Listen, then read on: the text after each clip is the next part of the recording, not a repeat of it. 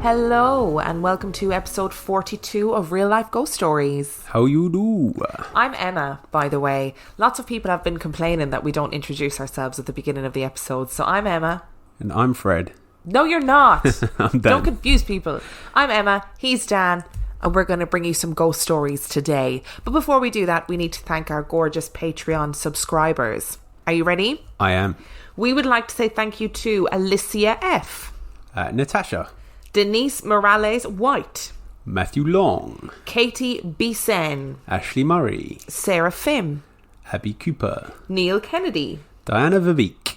Leanne Curran, Emma Davies. John Welsh, Anna Campbell. Callum Gaffney, Charles Sereno. Brittany Sanders, Ollie Green. Ruby Watkins. Tessa Mills. Thank you all so much for your gorgeous Patreon pledge. We appreciate it so much and we love you massively. Absolutely. Are you ready for our film review this week? Yeah. Our film review this week is The Vault.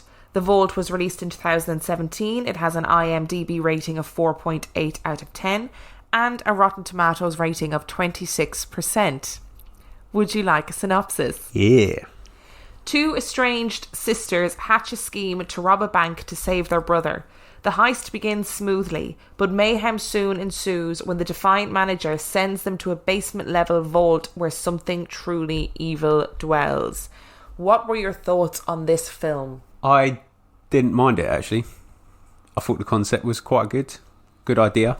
Well, maybe wasn't executed as well as it could have been, but I did quite enjoy it. It felt very much like a heist movie for a long time, and then it suddenly takes a turn.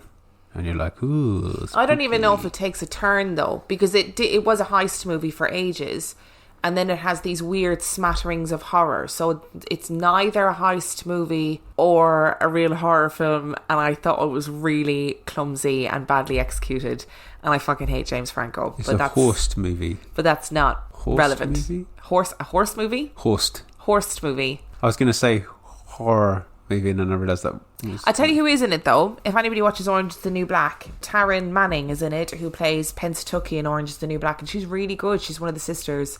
I thought she was really good in it. She plays her classic kind of vaguely mental character. Well, I say yeah, but she was a vaguely mental character. And I thought she was really good in it as one of the sisters. She's a bit badass. But I just really disliked I didn't really understand what was going on for ages. Mostly because it was so boring that I stopped paying attention. It wasn't boring. It was boring. No, you've just got the worst attention span in the world. If it doesn't catch you in like 2 minutes, you don't pay attention to the rest of it. But I did not think it was really badly executed. No, not really badly executed. It wasn't as well executed as it could be, because I don't think they gave you much of, like, you kind of had to find out why they were robbing the bank in the first place in piecemeal excerpts all the way through. And they didn't do a lot to establish the characters other than the two sisters, really. Yeah. And you kind of alluded to what might happen, but you didn't. Yeah, there was a lot of bits missing, but I didn't think it was badly executed. I thought the big M. Night Shyamalan twist at the end of it was really obvious. Like, we had both guessed it before, like about an hour into the film, we were like, oh, that's what's happening here. And the premise is that they hold a lot of people hostage when they do this heist. And they open this vault, and all these freaky deaky people, like ghost people with bags over their heads who look really like the hostages, are like dicking around. You think they're killing people. I don't really know how it's described without giving loads away. Though the idea, like the faceless ghosts as they were, with like the hostage bags over their head, I thought that they were really creepy and well done. Yeah. Because they would just multiply out of nowhere. Yeah. And in the beginning it was like, are these the hostages? Oh no, they're ghosts. Oh God, why are they ghosts? This is awful. It was a bit Hammer horror as well for me, and you know I don't like that. It was a bit gory and I didn't like it, but not gratuitously so, and not unnecessary. Like, it wasn't like loads of violence that made me feel sick. It was just a bit gruesome at times. Yeah, although it was a little bit gruesome, but they did actually cut at certain points where it could have been more soary. Like when a guy blows his head off, you see him put the gun in his mouth, and you hear the sound, but you don't see anything, and that could have been worse. I mean, you do see him later. I know you're trying not to give stuff away as well. I'm like, how do I talk about this without giving stuff away? Because it wasn't awful. No, I don't. It wasn't like Open House awful, or it wasn't whatever American that one Poltergeist. American Poltergeist awful. But I just thought it was badly executed, which annoyed me. It was badly executed. And I agree with you. I agree that it was a good concept. Yeah. Like, I do like a good heist film, and mixing a heist film with a horror film is really interesting. but I just don't think they did it very well. And the reason behind the twist, which obviously I can't talk about, it made sense, but you kind of had to figure out why it made sense in your own time. You weren't really... There wasn't really a... They didn't have enough exposition for it to work, no, I think. Yeah. You were left guessing and trying to put pieces together way too much for it to be really effective. I know why they did that, because they were trying to prevent you from getting to the twist too early, but it just failed. Yeah, but it didn't work. No. I would have rather that they told us early on what the twist was and then used that as a way to really amp up the horror. Because it was neither. It was neither a heist film nor a horror film, and then that's where it fell down, I think. It was a horsed film. It was a horsed film. It wasn't a horsed film. That was the problem. And I think if you're going to do a horror film, that thread needs to be there the whole way through, not sort of halfway through and then it just sort of happens sporadically. Like there was no like creeping dread once you realised there was ghosts in the bank. But they could have made more of a lot of things, and they didn't. That was the problem, because there wasn't enough made of the relationship dynamic between the three of them, the two sisters and the brother, until 2 minutes from the end. Yeah. I'm going to be really frank, I did not even realise they were siblings. That's how little attention I paid. Until I saw the synopsis, I was like, oh, they're all siblings. All of them? Yeah. Oh, I just thought it was the three main ones. The three main ones are siblings, yeah. Not the other guys, yeah. But I was like, oh, that makes sense now. But I think they could have done with... They could have done with a bit of a prelude telling you why they were robbing the bank. Yeah. Rather than trying to establish it in the moment of robbing the bank. Because also, there's these other two goons that there's no explanation for why they're getting involved. No, why are they there? They're just there to be expendable characters. Yeah. That's all they're there for. And it annoyed me. Yeah. What would you give this film out of 5? I'm going to go down the Emma route and give it 3. Wow. I'm going to give it 2. Okay. Because I like Taryn Manning. I think she's a really good actress. I thought it was a good concept. I thought it was badly executed, and I fucking hate James Franco. Ugh. If you're listening, James Franco, I don't like you. Come at her. Come at me. Today's episode is sponsored by HelloFresh.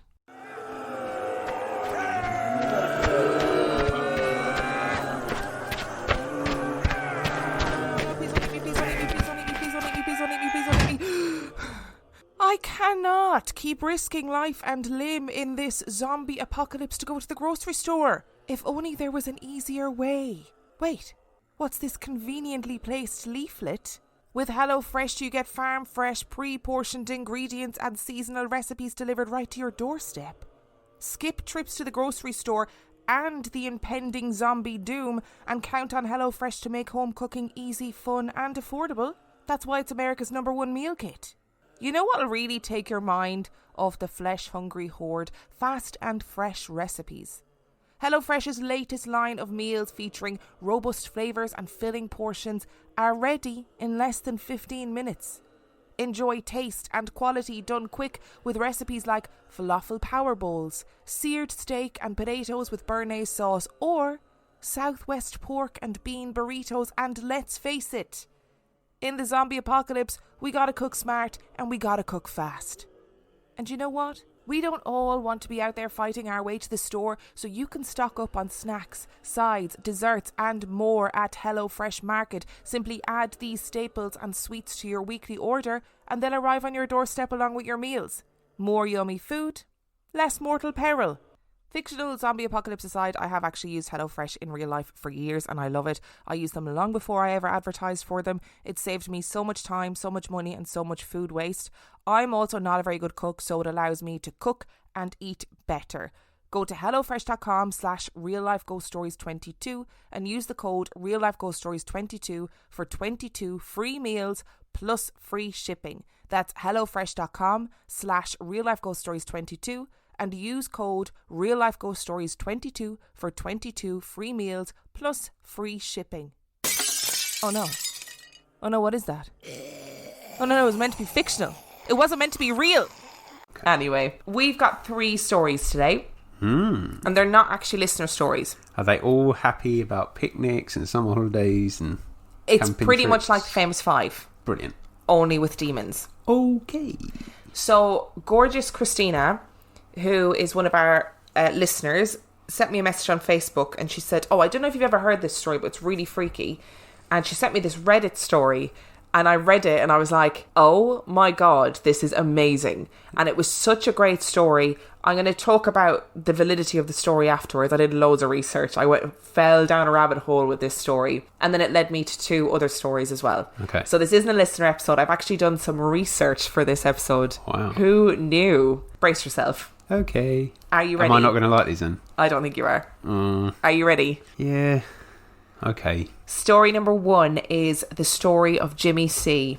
And this comes from _restless artist on Reddit. So go and find it if you need to. This has haunted me for a long time. I was about 19 or 20 at the time and I was living in Savannah. I drank a lot. I worked this terrible job as a grunt labourer. The kind where you go to those temp labour agencies like Able Body and Labour Finders. I'd show up at 4 a.m, work till 5 p.m, and drink myself to sleep after only taking home maybe $60 for the day. I was supposed to go into work this particular morning, but I decided to skip it. It's a labour agency, they'll just find somebody else. I called the girlfriend and told her I wanted to go to the beach. Tybee Beach. I had already started drinking. She comes over, we hop in my big ugly van, pack up some rods and head to the beach. I decided to have a drink across from the beach at this little bar. And this is where my story gets interesting. Shortly after ordering my drink, I get this really weird feeling. I became hyper aware of my surroundings. The door opens, and I see this guy walk in out of my peripheral vision. There was a seat between me and my girlfriend, but the bar was empty at like 9 a.m, and he could have sat anywhere else. But he chose to sit right between her and I. Then he starts doing this thing with his fingers. The bar was reflective and he takes his fingers like 2 little legs and just starts walking with them, skating with them on top of the counter. This isn't something out of the ordinary, but I took notice because when I was in school I did that all the time. I pretended I had rollerblades on my fingers and that I was skating around my desk. I hated school and was always distracting myself. So I became kind of mesmerised for some reason. That's when he looks at me. And in this really kind of Germanic accent, he says, "I notice you're a man who pays attention to detail. I'm also a man who pays attention to detail."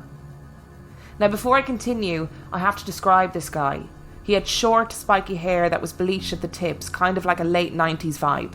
He had really expensive clothes on, like a nice Prada leather jacket, nice designer jeans, really nice boots. He seemed like a gay guy with awesome fashion sense and a really distinctive taste. I always remember this, because I think to myself, some weird homeless crazy guy could not have afforded these clothes. Anyway, the other thing that stood out was his eyes. They were piercing grey. It reminded me of a husky's eyes, but his pupils just stayed this disturbing pinpoint size. They were just extremely small, which caused his look to be kind of terrifying. His teeth were normal, right? But not at the same time. I don't know how to explain it. They were sharper than they should be, kind of like they were filed slightly. His hands were normal, but his fingernails were slightly long and pointed, as if he deliberately did it. He kept licking his teeth too, as if he was salivating.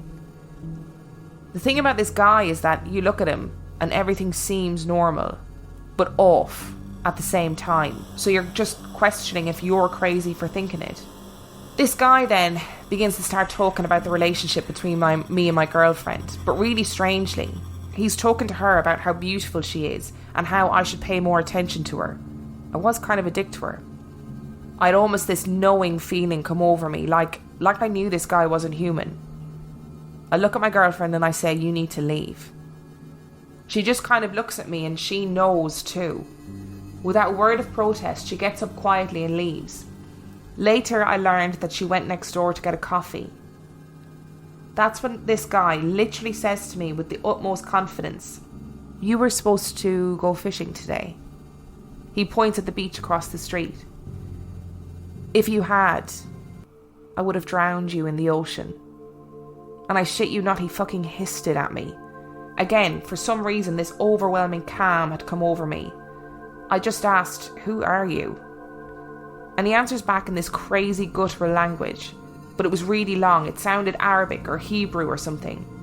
I just for some reason, without skipping a beat, and I've no idea why I was so calm to this day, I ask him, say it in a way that I can understand. He says, "You can call me Jimmy C. I jumped off the San Francisco Bridge years ago.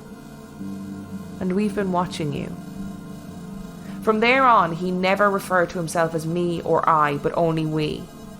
The conversation became something very strange after this. He was saying things like, "We see you taking a bath. We wish we too could feel the warmth of the water and the comfort of the steam." And other stuff. He kept buying me drinks too, specifically whiskey sours. It was like he had an endless supply of money. He smoked Marlboro ultralight cigarettes. After I don't know how long, because I lost all sense of time, I told him I'm going to leave. I walk next door and I get my girlfriend and she's stone silent. We start driving home and we don't say a word to each other. Then I just ask, "Do you know what that was?" And she just says, "That was a demon." This girl had parents that were scientists. She was really analytical, completely non-religious, and that was the first thing out of her mouth. Now, I didn't say this part before, because to me this is the most important aspect of the story, so I'll say it now. Because it's what happened after this that screwed me up for fucking years. The last thing this Jimmy C guy said to me before I left is this: "Look at my car." I look outside and I see one of those newer Volkswagen Beetles, and it was white. "What does the license plate say?" I look at the plate and it literally says, "Fierce." He looks me dead in the eye and he says, "The next time you see me, I'll be driving a black Mercedes, and the license plate will say Utopia." Stupid, right? That night I was still calm and I don't know why. I felt like I'd been hypnotised. But my girlfriend started having these terrible nightmares of this guy's head just staring at her in her dreams. Weeks went by and that's when the encounter started to affect me.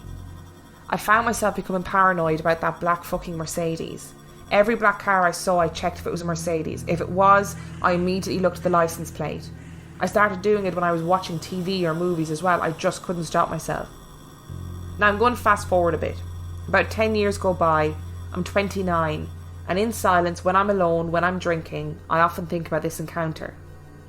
I still look at black Mercedes every time they pass, but I'm not so much anxious about it anymore, more curious.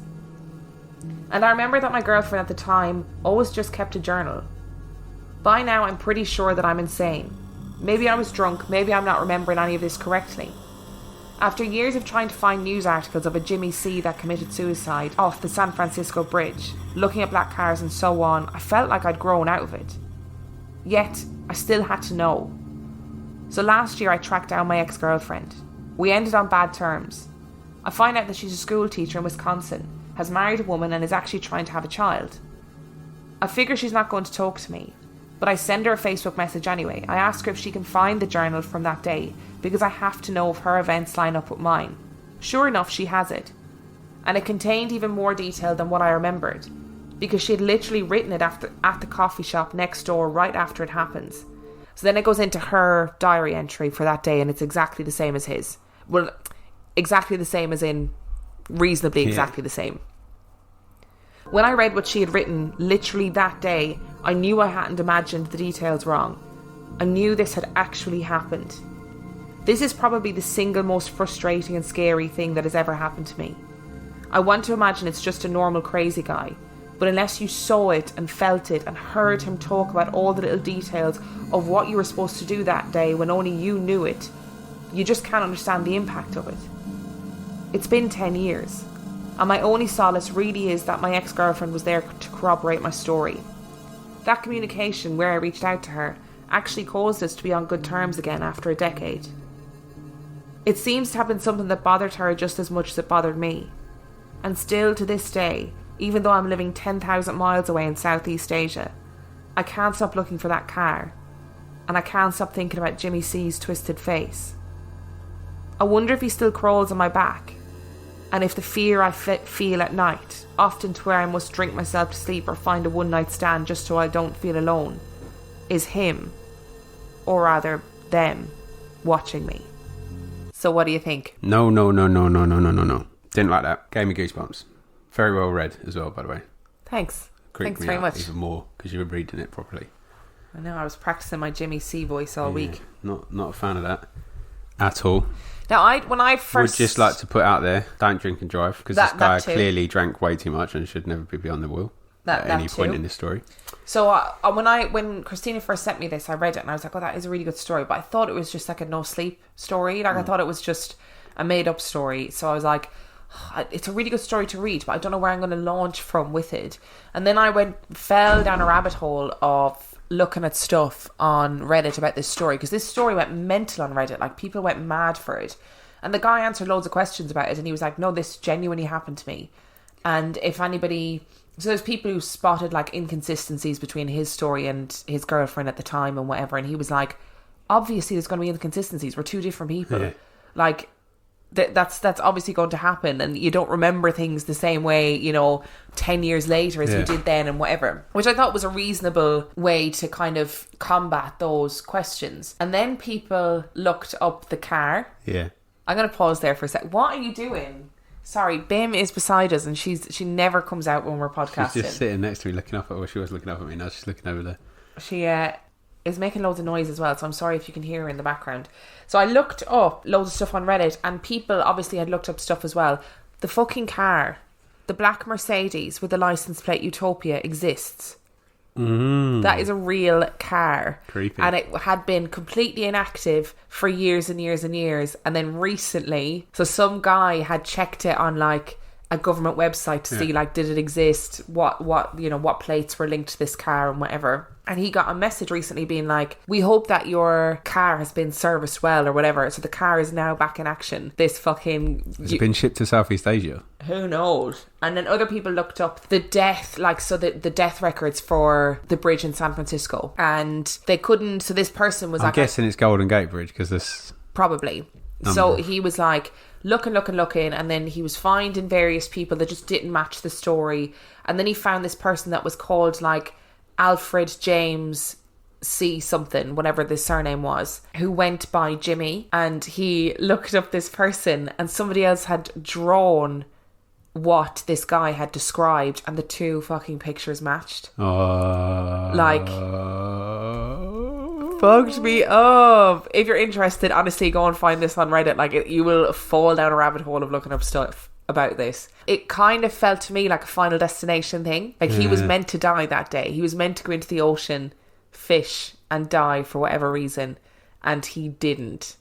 And then whether it was death, whether it was a demon, whatever it was, arrived and was like, you fucking pissed me off because you were meant to die today. It's creepy, but if you're powerful enough to kill people, you just kill them in another way, right? Well, maybe it's all laid out for us, Like, he could just walked in and shot him.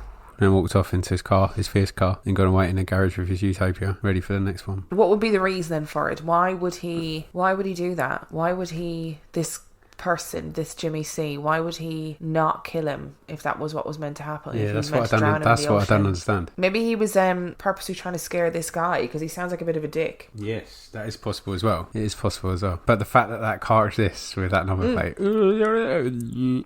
Yeah, and it's a black Merc. I know, it's pretty gross. Don't like this story. Gave me the creeps. Who's we as well? Like, it wasn't just him, was it? He was saying, we watch you. We would like to enjoy a bath. We would like to feel the warm water on our bodies. It's almost like they're demons. Yeah. And they don't have that luxury anymore. Yeah. And why did the girlfriend know it was a demon? In her version... Yeah. I didn't read out because it's essentially the same thing. She kept thinking in her head, this man is the devil. Like, this man is the devil. She didn't know why she was thinking it. It just kept popping into her head. She was like, this man is the devil. And then the man turned and looked at her and said, I know what you're thinking, and you think you're crazy, but it's not that far removed from the truth. And it kind of reminded me as well of, the Smiling Man 3am. That's the vision I had in my head of him. And I don't know why I don't know what relevance it was that he might have been gay. I mean, that seems like a really... I missed that. ...superfluous detail. They both... So he said he seemed like a gay man with a really good sense of style. And then she says in her narrative as well, I thought he was gay. And I was like, that's kind of irrelevant.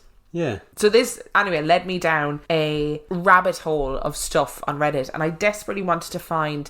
like, more stories of a similar vein. Yeah. Like, stories about people who had met weird people, stories about people who had met people who could, like, predict the future or who knew weird stuff about them. That is a really difficult thing specifically to look up. Yes. Because if you look up people's encounters with weird people, they're like, I once met a homeless person. I once met a drug addict. And I you're once like, saw someone masturbating.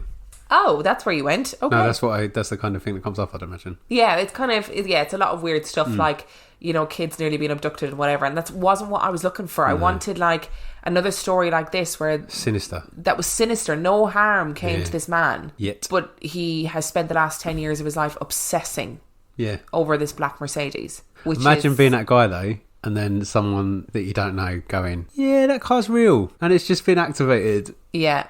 You would be shitting yourself. Because I'm assuming he still looks it up on Reddit or whatever, because it's a really big thing on Reddit. And in my like big search for other stories of a similar vein, I came across this thread on Reddit that is all about police officers, dispatchers, like first responders, and their paranormal experiences and stuff they've experienced in the field. I've left the link in the description of this episode, so go.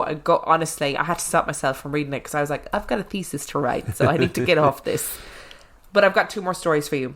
Okay. Are you ready for story number 2? No, I'm not, because that first one I really didn't like, and I can't imagine them getting any better if you've been down the rabbit hole. Well, we're gonna go for it anyway. Okay. At any point in the history of the show, am I going to get to actually just say no, and you be like, no, we're not reading it? No, that would be well. No, you can. Like, that might happen, but then it wouldn't be an episode. Oh yeah, good point. People would be disappointed. Okay, fair play. There'd be people crying in the streets. Okay. Etc. Are you ready for story number 2? This story comes from Landy0034 on Reddit, so go find it if you want to. I've been on patrol for several years. I had a backup officer with me who witnessed everything that happened this night. Dispatch sent me to a call in a mountain area late one night. Dispatch said the caller reported several people holding a baby above their heads and chanting while standing on her property. The call sounded ridiculous, and I smirked as dispatch gave me the details. I arrived at the proper address after driving about 20 minutes along a mountain road. There's not much else up here, and it was extremely quiet. No one walks around, there aren't very many cars driving this late. I walked along a gated driveway through a lit wooded area. I found the caller's house with 2 dim lights near the front door. The house was surrounded on 3 sides by heavy woods. I felt a little uneasy, just looking at the house. I knocked on the front door while standing on a large patio. I heard something move to my left, which startled me because it was so close. It sounded like a person or something big. I looked to the left and used my flashlight to light up the patio, and I didn't see anyone. I continued to knock and I could hear 2 voices inside the house. I clearly heard a male and a female. This made me feel a little better. I thought I heard somebody on the patio, but it must have just been somebody inside the house. The female eventually opened the door. She was terrified, almost crying. She asked me to come inside and to close the door. She led me to the living room where I saw a very cheap security monitor, almost like a baby monitor camera setup, with audio and video playing. The camera setup only provided live feed. The camera was positioned to view the front door and the patio area where I was just standing. The audio was silent as I watched the monitor for a few seconds. The woman began to explain when I interrupted and asked where the male was inside the house because I'd heard his voice. She looked very confused and said that she was here alone. I was surprised because I know for a fact I heard a male's voice when I knocked. I asked her several times and initially thought she was lying to me. My partner checked the house and did not find anyone there.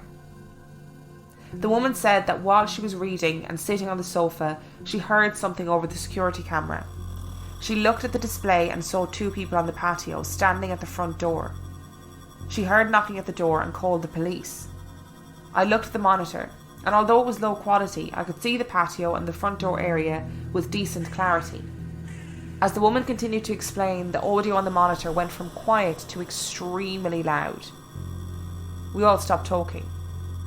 The caller was shaking. I looked at the monitor but didn't see anybody. Loud audio, like static, continued to blast from the speakers. It sounded like wind, but it wasn't windy that night. I asked the woman, "What is that?"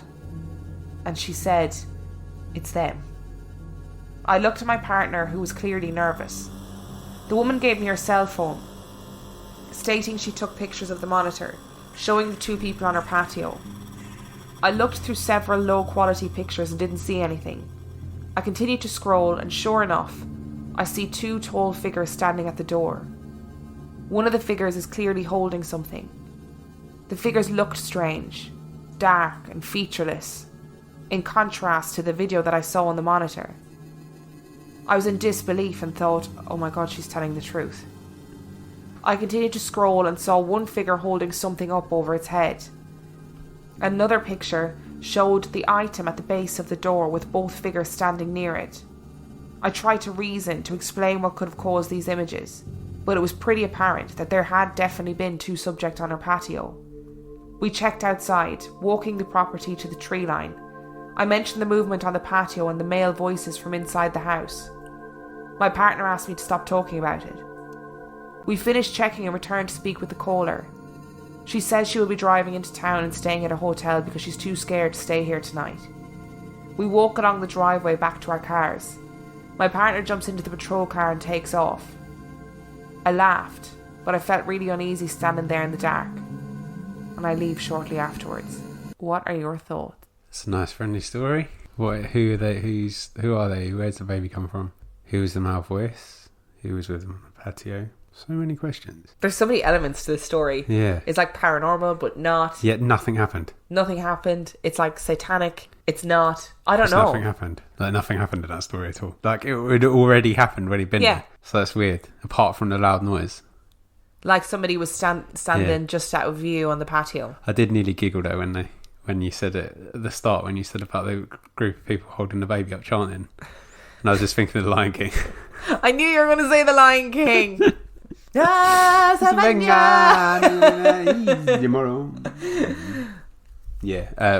I don't know what's going on there though. I wouldn't stay there. I'd be fucking traumatized with that if I was that woman in the house. I would shit myself, and I would absolutely call the police. I'd be like, no, I'm not staying here.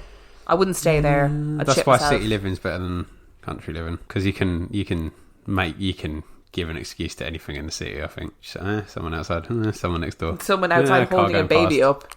Yeah, but there's loads of other people and around chanting. Like, but the thing was, imagine that happened outside our door. You got like neighbours either side that would have heard and seen the same thing. Someone over the street that would have seen the same thing. They're in the middle of a lit street to start with. Yeah, like it's not the same as being in a remote property on your own and someone just rocks up on your door. Holding a baby. There is something about the remoteness of it that makes it worse as well. Absolutely. Like, even if you're in that situation, your brain will immediately go to, I have nowhere to go. Yep. Like, if anything happened in this house, I know that I could leave the house and have neighbours all down the street that I could knock on the door and be like, please help me. They probably wouldn't fucking open the door, but that's not the point. But when you're in that remote area, you can't escape. There is nowhere to run to. Or it's just expanse. So you can, but you're probably going to end up worse off than you are. Yeah, you're not going to get very Which is why she probably waited for the police to come before she decided to drive to the hotel, I'd imagine. Because otherwise she's on her own, isn't she? Yeah, I would wait until the police got there. I'd be like, please escort me somewhere, because I'm not staying here on my own. Yeah, and then you check yourself into a really busy hotel and you're just like... Just watch some cartoons, go to bed, it's fine. Would you go back to the house? Never. No, really? No, I'd pay someone to burn it down. That was such an extreme reaction. I'd pay somebody to burn it to the ground so I never have to see it again. Yeah. Do you think it was paranormal, or do you think it was cult? I think there's a lot more cult stuff that happens in the world than we are aware of. Yep. And I don't mean cult like Scientology, like that kind of thing. I mean dark things that happen just beyond our reach of society. Like, not paranormal. So if you look at our Boy in the Attic episode, like that, absolutely, there was some cultish weird shit that was going on there. I was reading yesterday about that guy in America, that Satanist, him and his mum were Satanists living in this house. The police got a tip off and they found bodies in the garden. They went into the house was covered in like human excrement and all, and that was their choice, like, because they were living as their idea of Satanism, and it was mental. Imagine living in shit though. Like living in literal shit. And he boasted to people about how he had eaten these people and whatever, and everyone thought he was like bullshitting, and then they found these fucking bodies in the garden. And yeah, so anyway, but that's another story for another day.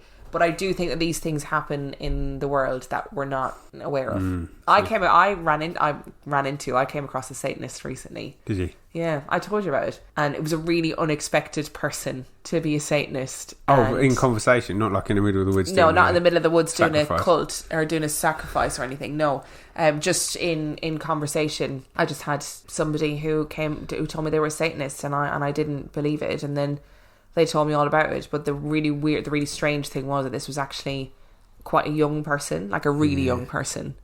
But there's like branches of Satanism, isn't there? There's like that extreme sort of like devil worship Satanism, but there's also that just rejection of religion, and I live for myself branch of Satanism, which is slightly different. Yeah, it's more hedonistic, yeah, really, than it being dangerous. Yeah, interesting. We'll do an Anton LaVey episode at some point, won't we? Yes, we will. This also does sound like it was written by a police officer. Yeah, it does. Which interested me as well, because some of the stories on that thread, I was like, you've definitely made this up, this isn't true, whatever. But this one, I was like, oh, this has got an air of... It's creepy, but nothing's actually happened. That's the thing about that story that makes it more believable, I think. Yeah, so he's not going, and then I saw them sacrificing a baby and whatever. They threw the baby at the window. There's something really powerful, though, about your own gut feelings about things as well. So going and seeing that picture and going, oh my God, what the fuck is that picture? Like, what are those people? They're really tall, but they're featureless, and the monitor doesn't look right, and they're definitely holding something. Like, what is happening? And she said that they were chanting as well. Chanting is so weird. Oh, it gives me the heebie-jeebies. Even like a Gregorian chants that are supposed to be like religious, spiritual and religious are freaky. You ready for another story? I don't know if I can handle it, to be honest. I've had a long week and I'm really like on the edge. One more to go. Okay. And this comes from Amat Samima on Reddit. Again, the link is in the description. Not sure if you guys would want to hear an Asian story, but I thought it was worth sharing. This was told by my dad when I was 12. Even now, when I ask him about the story, he can remember every vivid detail like it happened last week. My dad was in the police force for 20 years, and when he was just a rookie, he had to conduct nighttime roadblocks meant to catch drunk drivers. They had done it many times before, and this night started routine enough for them. That was until this Toyota Corolla drove up to them with what looked like a white blanket on its roof, flapping in the wind. They thought it was weird, but did not see anything amiss about it. One of them even joked that this guy was multitasking by drying his laundry and driving home at the same time. The laugh stopped when the lone car came closer, and all of them realised that it wasn't a white blanket. It was a woman in white, lying face down on the top of the car. Oh no. The woman seemed to slide like a slug backwards until she disappeared behind the car as it eventually came to a stop in front of them. It took a few minutes for my dad's team to recompose themselves as they stared at each other, as if to say, "You guys saw that too, right?" The most senior of them finally stepped up and shot the usual questions to the driver. There was a noticeable quiver in his voice as he made conversation and asked them to step out of the vehicle. My dad's team inspected the whole vehicle and they found nothing strange about it.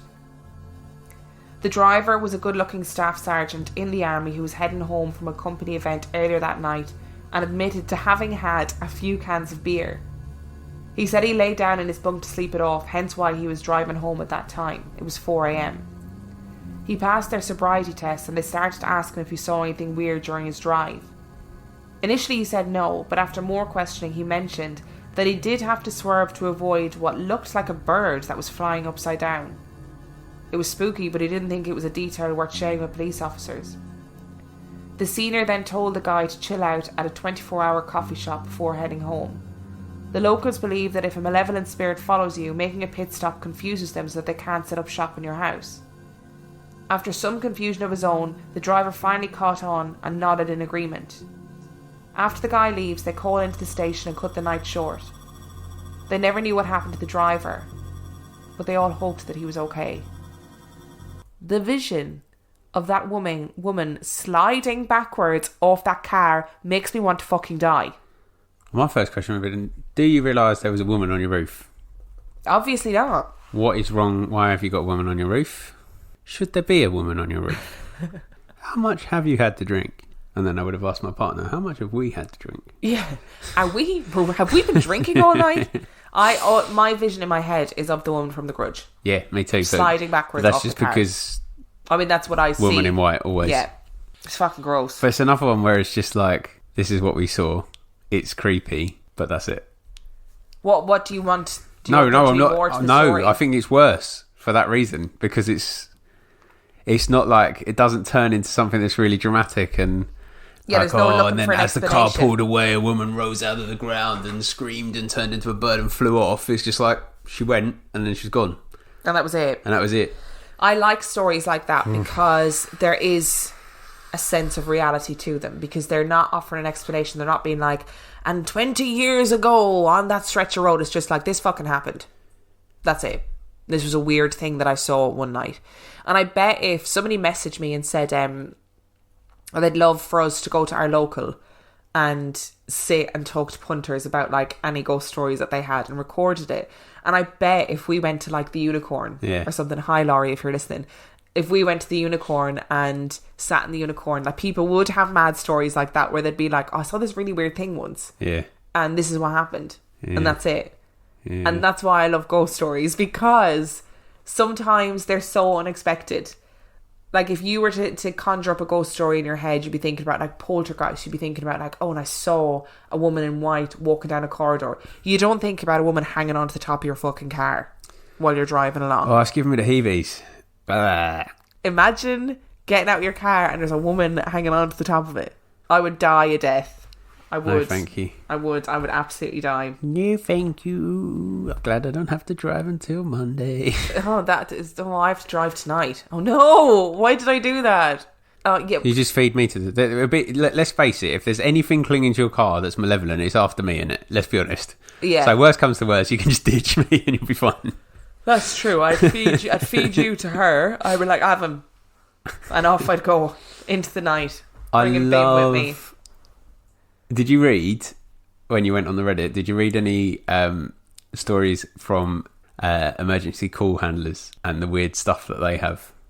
No, I didn't actually. There was none of that on it. There's some flipping terrifying stuff. I bet if I specifically looked for it, like, Reddit is dangerous though, because it means that I end up, suddenly 3 hours have gone and I've not written a single word. And the other thing is, with Reddit is like 70% of it you have to take with a massive pinch of salt as well, don't you? Because people go on there just to write stories, really. Just to get so the practice. The no sleep thread on Reddit is people who are writing creepypasta. Yeah. Like they are writing things with the intention of going viral or scaring people. It's like Dear David. Yeah. But Dear David was genius with the way that he did it, because it was sprinkled over time and it wasn't a big story on a Reddit thread.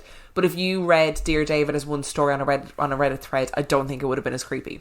And it is like, and this is why I picked these specific stories, because the simplicity of them and both the detail and then lack of exaggeration made me go, oh, those are good. There's so many good stories out there from emergency call handlers, from service people on duty, like policemen, firemen, ambulance people, and from serving military as well. There's some really, like, obviously you have to take into account that it's a high intensity situation, but there are some really creepy stories from soldiers that are on duty in Baghdad. But also they're high intensity situations, but these people are trained to deal with high intensity situations. And they're all like those stories you read, where it's just something a little bit of something, and it's not overly dramatic, it's just unnerving. Yeah. Would you like to hear some reviews? Oh, I thought you were going to take me down another line then. Yes. We have 3 new reviews this week. Whoop. Oh, I can't do high pitch then. That was it's like you hit puberty. Woo. Our first one comes from Crazy in a Jar, and it is entitled Love This. I'm binging all of your podcasts. So refreshing to hear an Irish accent. Meath girl here. Wait. People from home. I'm loving it. Keep up the good work, guys. Girv me a matagut. I think we should change binge listening to binge listening. Binge.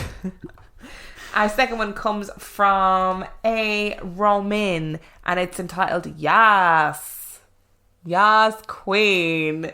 Found this on Friday. By Monday, I binged 25 episodes. Oh, good job, people. I am proud of this binging. Y'all, This might be the perfect ghost podcast. Entertaining, educated, interesting, skeptical, but not too skeptical. And, drumroll please, movie reviews. In the past few months, I've managed to thoroughly annoy my husband by exclusively listening to ghost podcasts. But he likes you guys. Hey. He's mentioned it twice now. He's a movie guy and loves horror. So basically with this podcast, you've combined our interests and it's perfect.